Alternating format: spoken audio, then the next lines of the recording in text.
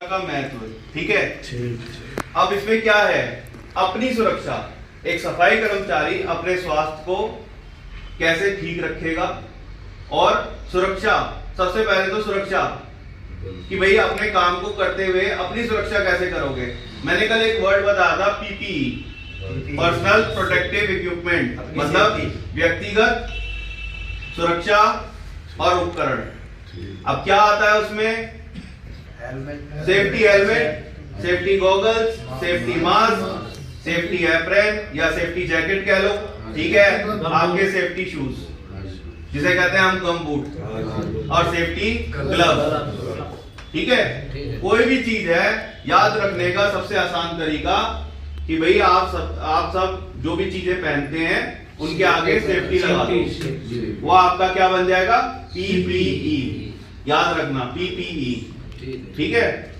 अब देखो, एक क्षेत्र को साफ व सुरक्षित रखने के लिए सफाई कर्मचारी महत्वपूर्ण भूमिका निभाते हैं। अक्सर कर्मचारी इस कार्य को करने में चूक जाते हैं, जिससे या तो उनके स्वास्थ्य को हानि होती है या उस क्षेत्र में रहने वाले लोगों के स्वास्थ्य की हानि होती है। सफाई कार्य ठीक से ना होने पर समाज दूषित फैलता है और बीमारियां पनपती हैं।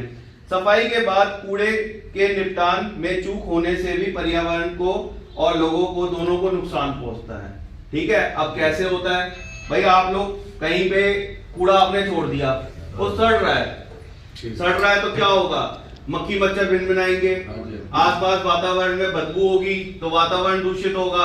अब उससे क्या होगा, जी मचलाएगा, उल्टी होगी, चक्कर आएंगे, ठीक है। अब पेट दर्द होगा, बुखार होगा, ठीक है, डायरिया फैलेगा, सबसे गंदी बीमारी है डायरिया, ठीक है।